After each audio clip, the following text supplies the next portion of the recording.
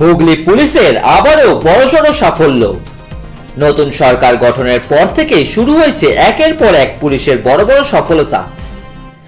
জানা গেছে গতকাল রাতে ডানকুনির মৃগলা গেস্ট হাউসের দিকে ইতস্ততভাবে ঘুরে বেড়াচ্ছিল দুই সন্দেহজনক ব্যক্তি। তড়িঘড়ি খবর দেওয়া হয় ডানকুনি থানাতে। তারপরই নড়ে চড়ে বসে ডানকুনি থানার পুলিশ। এদিন ডানকুনি থানার পুলিশ কেন্দ্রীয় বাহিনীর সহযোগে দুজনকে আটক করে।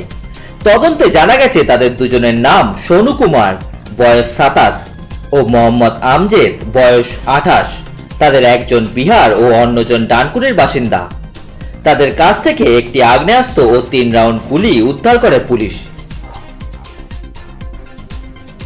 এদিন সাংবাদিক সম্মেলন করে ঘটনাটি জানান ডানকুনি থানার পুলিশ।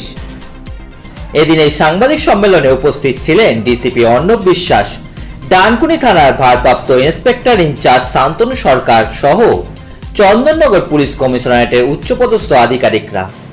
গতকাল রাত্রে 8টার সময় ডানকুনি থানার পুলিশ অফিসার বিজয় এবং ওর দল টিম নিয়ে সিএপিএফ দের সাথে দিল্লি রোড চৌমাথায় এটা আছে আর টিএন মুখার্জির সংযোগস্থল ওখানে নাকা করছিল।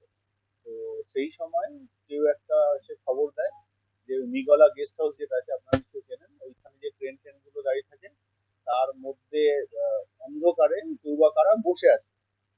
তো সেই সময় আরো যে পুলিশের ডানকুনি থানার যে পুলিশের ফোর্স অফিসার আরো যায়, গিয়ে ওইখানে ওরা রেড করার পরে আমরা দুজনকে ধরি। তো তাদের নাম হচ্ছে গিয়ে মোহাম্মদ আজমত এবং আরেকজন হচ্ছে সোনু কুমার। একজনের বাড়ি তারাতলাতে আর আরেকজনের বাড়ি এখানে রঘুনাথপুরে ওর ভাড়া থাকে, কিন্তু অরিজিনাল বাড়ি বিহারে। ওদের পজিশন থেকে আমরা একটা 1 শটার এবং 3 রাউন্ড গুলি পাই।